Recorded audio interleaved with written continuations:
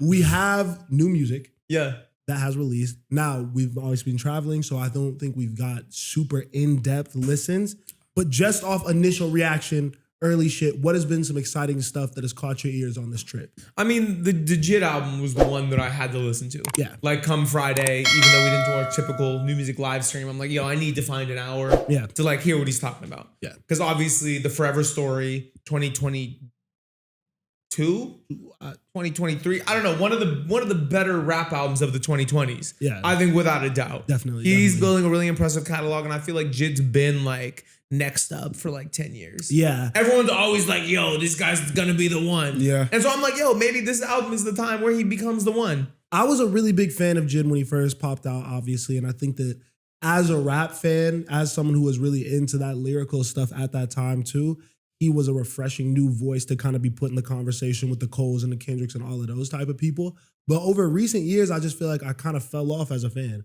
I feel like I was just missing something in terms of replay value, especially. Yeah. Like, you're an idiot if you ever thought that this nigga couldn't rap his ass off. That was never in question, but it's like, what's going to keep me coming back to this? What are you doing differently from a subject matter perspective? And I think on the last project, when he got more singy, when he was doing that type of stuff, I'm like, okay, dive into this bag a little bit more.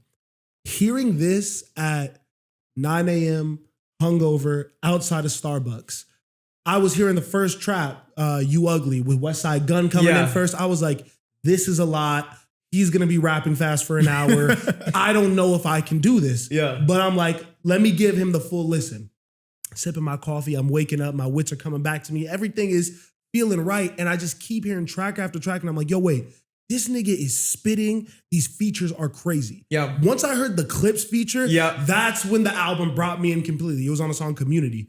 I was like, yeah, I'm here for everything. Mm-hmm. Yeah. I get it. And from that point on, we got an amazing Vince Staples verse. We got a great verse from Black. And the album was just so sequence great. It gave me all the different vibes. I thought he bodied it. I did too. Vince Staples on this album was a pairing that I can't believe hasn't already happened. Yeah. Like that seems like a very natural pairing. Yeah. And I love how all like the best rappers right now are all like active on each other's projects. 100%. Like seeing JID on the Freddie Gibbs project, seeing Clips on the JID album. You know what I mean? Like I thought Clips was gonna drop the album and go away again. 100%. But so seeing them pop out and do features to really like capitalize on this moment is really dope. Fuck that. Did you see their workout routine?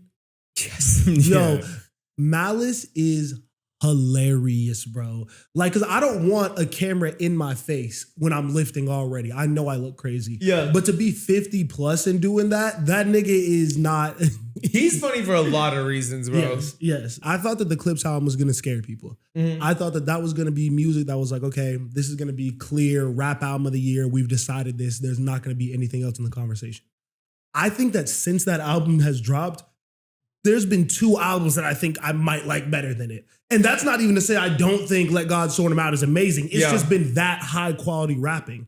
And I love that energy from people. Yeah, I mean, it's too early for me to say that about the JID album, but it definitely has a chance. It didn't feel special to you off first listen? No, it felt really special. But I'm just saying I've only given it one listen. So I need to go again, but it definitely felt different, and it wasn't just him rapping fast. Like he actually it does have a knack for like making a good song. And I think the messaging was actually trying to be deep, but it didn't feel preachy.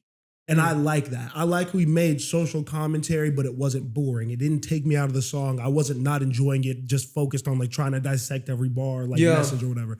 I could like it and feel like I was getting something from the music, which was really important to me. I want this album to be talked about how Alligator Bites Never Heal was last year. Yeah, I think it will be, bro. I think that's the world that he should live in with this in terms of praise. Yeah, I think he gets it. Like that world already embraces him. Like I think like hip hop Twitter, bro, says Forever Story is the best rap album of the 2020s. But Doechii went mainstream. Yeah. I think I want JID to get that love too. And I think JID is mainstream. That's why he gets all the big features with the Imagine Dragons and all those types of people. Yeah. So like, I'm not going to act like he doesn't have huge records, but I want his body of work, something that he did on his own with attaching himself to a pop act. I want that to be able to break through as well. Yeah, I mean, ideally, it's like Grammy Rap Album of the Year, right? But that's just such a loaded category this year, which feels good because I feel like the last 2 or 3 years, it was super quiet. And we're always like, you know, but to go up against like Let God Sort Him Out, Alfredo 2, GNX, You know what I mean? It's gonna be like a pretty stacked category. So. I mean, but what are the records? Because as someone that hasn't listened, I feel like the rollout up to JID's project wasn't great for me. I feel like the first song that I really resonated with, surprisingly, was the Eminem song. Oh wow! I feel like he was rapping his ass off on that. He was, but on the me, little prelux. But to me, as somebody that's not gonna jump out and listen to JID first week, right? And I just like sorted through the track list. I was like, I feel like all the features to me were a red flag, and I wasn't sure where to start. So you guys are praising it. I've also heard praise outside, and I do feel like JID could drop a really good project. But what are the records that you feel like are gonna stand out for the more maybe like mainstream consumer or the more passive listener? I think that Work record is probably going to get a lot of sync once sports season starts back again. I could see it in NBA commercials, football commercials a lot. That was the single that came out. Okay. That one felt like a Call of Duty You know song. what I mean? So I think that that's going to be the lane that maybe gets just a lot of streams and stuff like that. Besides that, like I selfishly want to say VCR, which is the Vince song, but I know that like that's not going to be the record. Because I'm like, what's the Denial is a River? Yeah. You know what I mean? Because Denial is a River off first listen, you're not going to think that that's going to go. But then it felt different. But it didn't feel like a hit. But it was like, whoa. I think he might catch like how we did with surround sound. Yeah. And like how that just became a trend. Maybe there's going to be a song like that. I think it is really funny how like JID's biggest moments are from Imagine Dragons.